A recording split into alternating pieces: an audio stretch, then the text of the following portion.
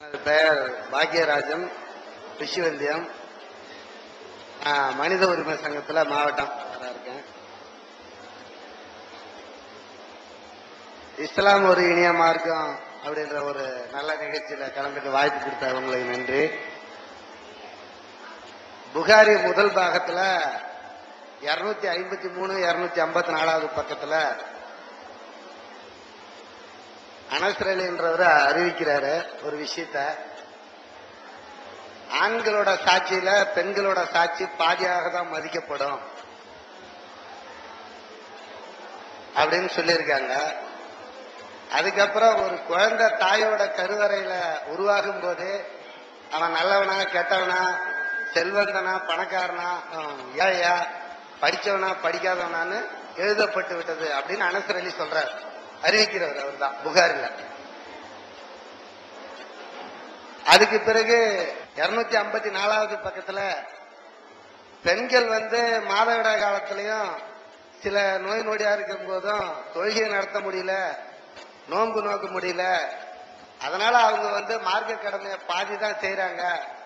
அதனால அவங்க ஒரு ஆணுக்கு நிகரான ஒரு மார்க்க கடமையை சரியா செய்யாதவங்க அப்படின்னு தான் அவங்க படைக்கப்பட்டிருக்காங்க அப்படின்னு சொல்லியிருக்காங்க. அதை அறிவிக்கிறவரும் அனஸ் ரலி தான்.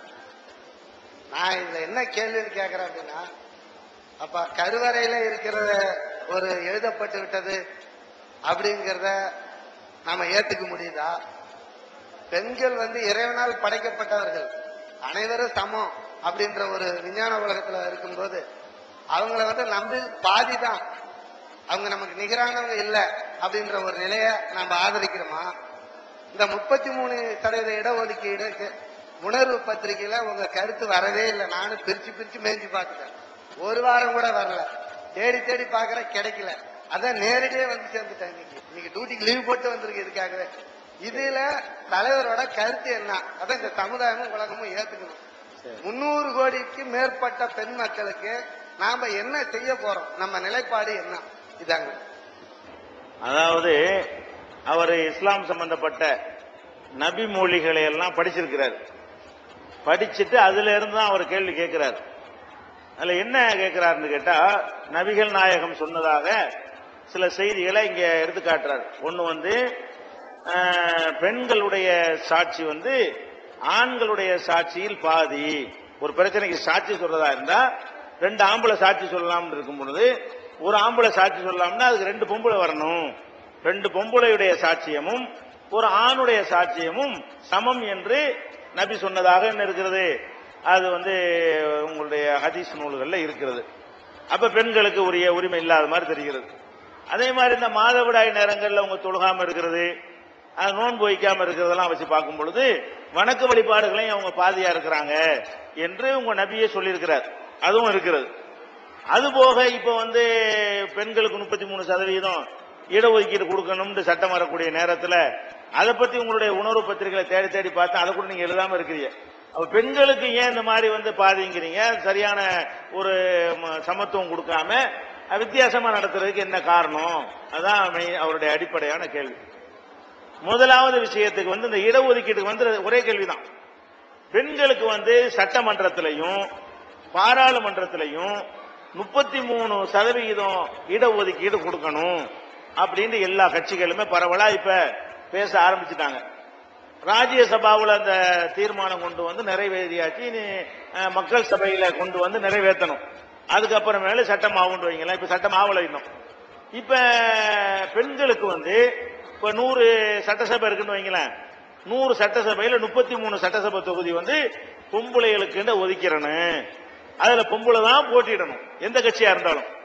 இந்த கள்ளக்குறிச்சி தொகுதி பெண்களுக்குன்னு ஒதுக்கிட்டோம்னு சொன்னா அது திமுகவிலையும் பொம்பளை தான் நிப்பாட்டணும், அண்ணா திமுகவும் பொம்பளை தான் நிப்பாட்டணும், காங்கிரஸ் இந்த தொகுதியில பொம்பளை தான் நிப்பாட்டணும், ஆம்பளை நிக்கவே கூடாது. அந்த மாதிரி கொடுப்பதுதான் இடஒதுக்கீடுங்கிறது. அப்ப 540 நாடாளுமன்ற தொகுதி இருக்குன்னு சொன்னா அதுல 33% என்ன செய்யணும்? 3ல் 1 பங்கு பெண்களுக்கு கொடுக்கணும், சட்டசபைக்கு அப்படி கொடுக்கணும்னு கொண்டு வர்றாங்க. நம்மளை பொறுத்த வரைக்கும் இந்த சட்டசபை பாராளுமன்றத்தினுடைய பிரதிநிதித்துவம் இருக்குதுல, இது சமூகத்தினுடைய பிரச்சனையே கிடையாது. ஒட்டுமொத்த தமிழ்நாட்டில் 40 பார்லிமெண்ட்ல 30% என்ன வரப்போகுது? 12 பொம்பளைங்களுக்கு தான் இது கிடைக்க போகுது. ஒட்டுமொத்த தமிழ்நாட்டு பெண்கள்ல இதனுடைய ஆதாயம் எத்தனை பேருக்கு கிடைக்க போகுது? ஒரு 12 பேருக்கு தான் கிடைக்க போகிற ஒரு விஷயம் இது. அதை ஒண்ணு விளங்கிக்கிறேன். அதே மாதிரி 234 சட்டசபை எடுத்துக்கிட்டீங்கன்னா ஒரு 80 பேரு பெண்கள் வரக்கூடிய போக வேண்டிய நிலைமை வரும். ஒரு 80 பேருக்கு சட்டசபையில் இடம் கிடைக்கும்.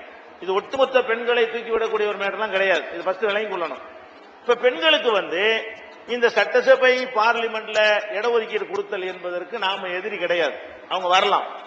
ஆனால் அது வருவதற்கு முன்னாடி அதில் அவர்கள் ஆர்வமுடையவர்களா இருக்கிறார்களா, ஆம்புளைகளை மாதிரி அவர்கள் அந்த துறையிலே பரிணமிக்கிறார்களா, ஆம்புளையில் எப்படி அடி ஓதப்பட்டு அதுல முன்னேறி வருகிறார்களோ அந்த மாதிரி அவர்கள் ஈடுபட்டு கொண்டு இருக்கிறார்களான்னு பார்க்கணும்.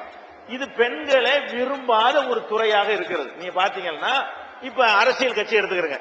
திமுகவுல எத்தனை உறுப்பினர் கேளுங்க, பொம்பளை உறுப்பினர் எத்தனை கேளுங்க, 33 இருக்காது. அதாவது அரசியல் அவங்களுக்கு ஈடுபாடுக்கு தகுந்த மெம்பர் உறுப்பினர் இருக்கணும்ல.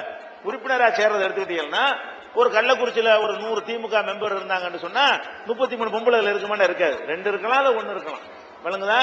1000க்கு 5 இருக்கலாம், 10 இருக்கலாம். இந்த கணக்கில் தான் அரசியல் கட்சிகள்ல பெண்கள் அங்கம் வகிக்கிறாங்க. அதே மாதிரி ஒரு கட்சியில ஒருத்தர் தலைவரா வர்றாருன்னு சொன்னா எப்படி வர்றாரு?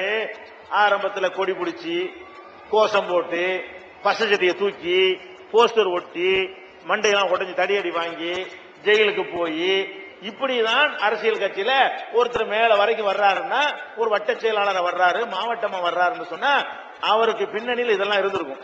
கீழே இருந்து அவர் எப்படி வந்தாருன்னா ஒரு அடிப்படை உறுப்பினராகி பல விதமான கஷ்டங்களுக்கு பிறகு அவர் அந்த மாதிரி வருவார். அப்ப அந்த மாதிரி எல்லாம் வருவாங்களா பொம்பளைங்க? அப்ப இடஒதுக்கீடு கொடுக்கணுங்கிறீங்களா? கொடுப்போம். என்ன செய்வோம்?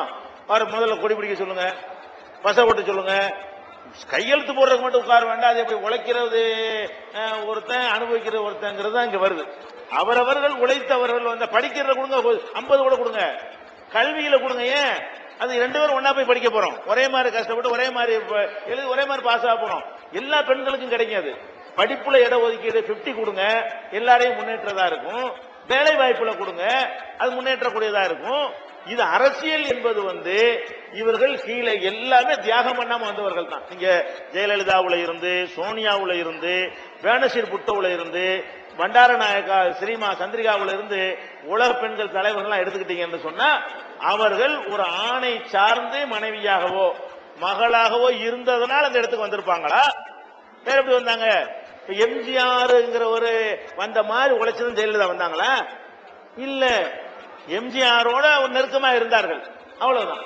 வேற அவங்க கீழே இருந்து எம்ஜிஆர் மாதிரி ஆதி காலத்தை அடி வாங்கி, துப்பாக்கி சூட்லாம் வாங்கி, கஷ்டப்பட்டு அடிமட்ட தொண்டனா இருந்து, அப்படியெல்லாம் இருந்து ஒரு தலைவரா வந்தார, அப்படி வந்தாங்களா அவங்கெல்லாம்? அப்படி வர கிடையாது. அதே மாதிரி மாயாவதி வந்தாங்கன்னா, மாயாவதி எப்படி வந்தாங்க? அவர் கன்சிராமோட சேர்ந்து இருந்து, கன்சிராமுடைய ஒரு வாழ்க்கை துணை, கல்யாணம் பண்ணாத ஒரு வாழ்க்கை துணை மாதிரி நெருக்கமாக அவரை வைத்திருந்து அவரோட வாழ்ந்து அவருக்கு அடுத்த நிலைன்னு அப்படி வந்தாங்களா? இவர் கன்சிராமு வந்த மாதிரி வந்தாங்களா? புட்டோங்கிற ஒருத்தர் அரசியல் இருந்த காரணத்தினால அவருடைய மகள் என்ற காரணத்திற்காக பெனாசிர் பூட்ட வந்தாங்களா? அல்லது பூட்ட வந்தார் ஆதி காலத்தில் அடி ஓத வாங்கி கஷ்டப்பட்டு அப்படி வந்தார்களா? அப்ப எல்லாம் சந்திரிகாங்கிற ஒரு ஸ்ரீமாவோ சந்திரிகாவோட அம்மா இருந்தாங்க. அப்ப அவரு பண்டார நாயக்கா இறந்து போயிட்டாரு. இறந்தவன அவங்க பொண்டாட்டி ஸ்ரீமாவோ பண்டார நாயக்கா வந்தாங்க. புருஷனுக்காக வேண்டி பொண்டாட்டி ஓட்டு போட்டாங்க, அதுக்காக வேண்டி அவருடைய மகளுக்கு ஓட்டு போட்டாங்க, சந்திரிகாவுக்கு ஓட்டு போட்டாங்க. அப்ப இப்படி அது நம்ம என்ன கேட்கிறோம்னா, இந்த தலைவியலாக பெண்கள் வருவதெல்லாம் கீழே இருந்து அடிபட்டு வருவது இல்லை. மேற்கத்திய நாடுகள் இருக்க நாகரிகத்துல உச்சத்தை அடைந்திருக்கிற நாடுகள், அங்க கூட 33% பெண்கள் அரசியல் இல்லை. அங்க உள்ள சட்டசபை, அங்க உள்ள பார்லிமெண்ட் எடுத்துக்கிட்டீங்கன்னா அமெரிக்காவுடைய பார்லிமெண்ட்ல 33 இருக்கிறாங்களா? அங்கேயே நாட்டம் இல்ல பெண்களுக்கு. பெண்களுக்கு இது பிடிக்காது. கட்ட பஞ்சாயத்து பண்றது, வெட்டுறது, குத்துறது, அரசியல் எல்லாம் வேணும். அரசியல் சும்மா எம்எல்ஏ ஆகுறது மட்டும் இல்ல, தலை எடுக்க வேண்டிய நேரம் வரும், எடுப்பான் போய். உனக்கெல்லாம் ஏழுமா? பொம்பளைகளுக்கு இது பொம்பளைகளுக்கு ஏற்ற ஒரு துறை, அதை யார் நாடுவது கிடையாது. இந்த மகளிர் அமைப்பு இருக்கக்கூடிய சில முக்கியமான பிரபலங்கள் வேண்டுமானால் இது ஆசைப்படுவாங்களே தவிர, மக்களுடைய கோரிக்கையா இது? ஒட்டுமொத்த பொம்பளைகளுக்கும் பயன் தரக்கூடிய ஒரு கோரிக்கையா? அந்த 100 பொம்பளைகளுக்கு இடம் கிடைக்கும். அதுக்காண்டி பிரபலியமா இருக்கக்கூடிய பெண்கள் ரோட்ல கத்துறாங்களே தவிர அது என்ன இல்ல, அந்த மாதிரி வர்றது கிடையாது. சரி, இப்ப நீங்க கொடுக்குறீங்க. இப்ப கள்ளக்குறிச்சியை பெண்களுக்குன்னு ஒதுக்கியாச்சு. பெண்களுக்குன்னு ஒதுக்கிட்டா எந்த பொம்பளை கிடைக்கும்? கள்ளக்குறிச்சியை வந்து பெண்கள் தொகுதின்னு ஒதுக்கிட்டா எந்த பொம்பளைக்கு கிடைக்கும்? திமுகவில் கிடைப்பதா இருந்தால் திமுகவில் மாவட்டத்தில் பொறுப்பா இருப்பார்ல அவருடைய பொண்டாட்டிக்கு பிள்ளைக்கு கிடைக்கும். அண்ணா திமுகவில் கிடைப்பதாக இருந்தால் அண்ணா திமுகவில் ஆம்பளை இருந்தால் யாரு கிடைக்குமோ அவருடைய குடும்பத்து பெண்களுக்கு கிடைக்கும். அப்படிதான் வருது இல்ல. அதுவும் அதே தான். அவர் பின்னாடி இருந்து அவங்க இயக்கிட்டு இருப்பார்கள். அப்ப இவங்க எங்க முதல்ல பெண்களுக்கு கட்சியில கொடுங்க, முதல்ல கட்சியில 50% கொடுத்து பாருங்க, உங்க கட்சியில நிப்பாட்டி பாருங்க முதல்ல. அப்படி செய்ய மாட்டேங்கிறாங்க. அப்ப எல்லாரும் நிப்பாட்ட வச்சா நம்ம நிப்பாட்டுவோம் அப்படிங்கிற மாதிரி தான் வர்றாங்க. அதனால நம்ம என்ன சொல்றோம்னா பெண்களுக்கு கொடுக்கணும். எப்ப கொடுக்கணும்? ஆண்கள் மாதிரியே இந்த துறையில் பெண்கள் தியாகம் செய்தால், அடி உதைக்கு ஆளாக ரெடியாக இருந்தால், அவன மாதிரியே ஈடுபாடு காட்டினால், அவன மாதிரியே கஷ்டப்பட்டால் அவங்களும் தானே படுறாங்க, நீங்க தானே படுறப்பா கொடுங்கண்டா தான் நியாயமே தவிர அவங்களுக்கு அதுக்கு நாட்டமே இல்லாமல் இருக்கக்கூடிய உள்ளாட்சி அமைப்புலையாவது ஊரை விட்டு வெளியே போக வேண்டி வராது. சட்டசபைக்கு நீ ஊரை விட்டுலாம் வெளியே போக வேண்டிய நிலையெல்லாம் வர்றதை பெண்கள் ஏத்துக்கிற மாட்டாங்க. புள்ள குட்டிலாம் விட்டுட்டு புருஷன்லாம் விட்டு போய் சட்டசபையில் போய் 10 நாள் மெட்ராஸில் உட்கார முடியுமா? அப்படி எல்லாம் நினைத்து கொண்டு அவர்கள் ஒதுங்கக்கூடிய ஒரு துறை, உலகம் முழுசும் ஒதுங்குற துறை. எந்த நாடுகள்லையும் பெண்கள் வந்து அரசியல்ல வந்து இந்த சதவீதத்தில் இல்ல. 5-10 தான் இருக்கிறார்கள்.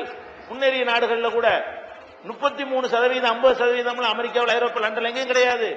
அப்ப அந்த மாதிரியான ஒரு நிலைமை இருக்கும் பொழுது விளங்காமல் இவர்கள் இதை செய்கிறார்கள், திணிக்கிறார்கள். பெண்களுக்கு விருப்பமில்லாத ஒன்றை, நாடாத ஒன்றை திணிக்கிறார்கள். இதை விட்டு அவங்க என்ன செய்யலாம்? கல்விக்கூடங்களுக்கு கொடுக்கட்டும். அது எல்லா பொம்பளையும் கிடைக்கும். ஒட்டுமொத்த கள்ளக்குறிச்சியில ஒரு ஆளு கிடைக்கிறதுக்கு உள்ள திட்டம் போடுறாங்க. நம்ம என்ன கேட்கிறோம்?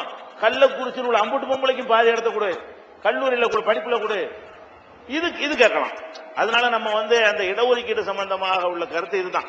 இதை நம்ம விவரமாக உணர்வுல எழுதியிருக்கிறோம். அந்த உணர்வு மட்டும் மிஸ் ஆயிருக்கு உங்களுக்கு. தேடி பார்த்தாங்கிறீங்க, அந்த உணர்வு உங்களுக்கு கிடைக்கலன்னு நினைக்கிறேன். விரிவா எழுதியிருக்கு உணர்வுல. அடுத்து வந்து இந்த பெண்களை வந்து ஆண்களுடைய சாட்சியில் பாதி அப்படின்னு நபிகள் நாயகன் சொல்றாங்க.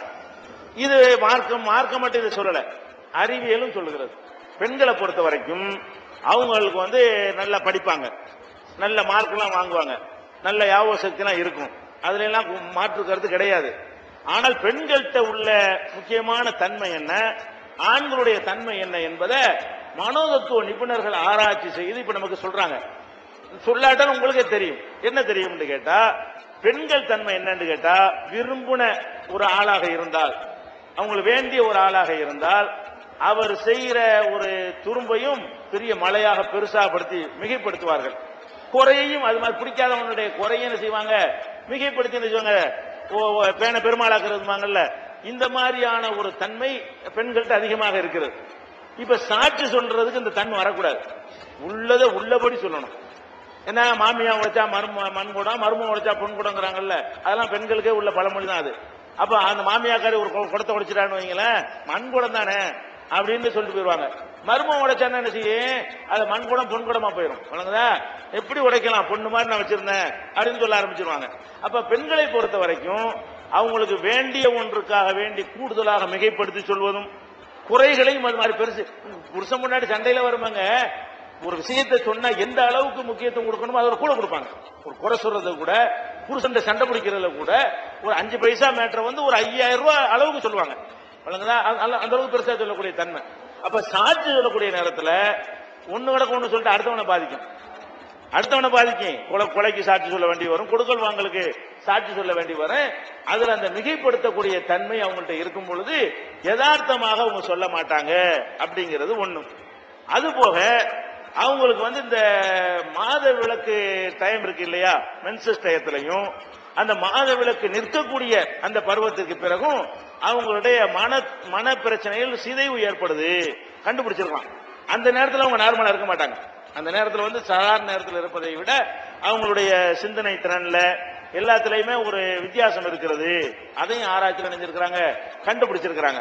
அப்ப அதெல்லாம் சாட்சி சொல்லக்கூடிய நேரத்தில் ஒரு 1-2 பேர்கிட்ட செக் பண்ணிக்கிட்டா தான் சரியா இருக்கும். ஆம்பளை பொறுத்தவரைக்கும் மிகைப்படுத்தலாம் சொல்ல மாட்டான், வேணும் வேண்டா போய் சொல்லுவான். மிகைப்படுத்துறது அவன்கிட்ட வராது, உள்ளதை உள்ளபடி சொல்லிட்டு போயிருவான். அந்த ஒரு தன்மை இப்படியான காரணத்துக்காக வேண்டி இஸ்லாம் சொல்லி இருக்கிறது. இது வந்து இஸ்லாம் பெண்கள் உரிமையை பறிக்கிறதாங்கிற அந்த புஸ்தகத்துல இந்த சாட்சி சொல்வதில் ஏன் இப்படி 1-2 வைத்திருக்கிறோங்கிறத விளக்கி இருக்கிறோம். அந்த புஸ்தகம் ஒண்ணு உங்களுக்கு வந்து தருவாங்க. அதே மாதிரி வந்து வணக்க வழிபாடுகள்ல பெண்கள் வந்து பாதியா இருக்கிறாங்கன்றது அந்த குறிப்பிட்ட வணக்க வழிபாடுல தான், எல்லாத்திலையும் கிடையாது. ஏன்னா அதே நபிகள் நாயகர் சொல்றாங்க மாதவிடாய் நேரத்துல வந்து குர்ஆன் ஓதலாங்கிறாங்க, மாதவிடாய் நேரத்துல ஜெபம் பண்ணலாங்கிறாங்க, மாதவிடாய் நேரத்துல தான தர்மம் அதுவும் நல்ல காரியம் அதெல்லாம் செய்யலாங்கிறாங்க, தொழுகை நோன்பு தான் செய்யக்கூடாதுங்கிறாங்க.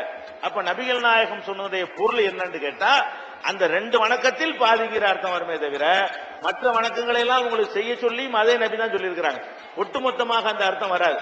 இன்னும் அதே நபி தான் சொல்றாங்க, பெண்களை நீங்கள் எத்தகையவர்கள் தெரியுமா, பெரிய பெரிய அறிவாளியான ஆம்பளைய கூட நீங்கள் வந்து அவனை வந்து கவிழ்த்து விடுவீர்கள், அந்த அளவுக்கு உங்களுக்கு திறமை இருக்கிறது என்று உங்களுடைய அறிவையும் பாராட்டி என்ன செஞ்சிருக்கிறாங்க நபிகள் நாயகம் சொல்லி இருக்கிறாங்க. அந்த புஸ்தகத்தில் உங்களுக்கு எல்லாத்துக்கும் விடை கிடைக்கும்.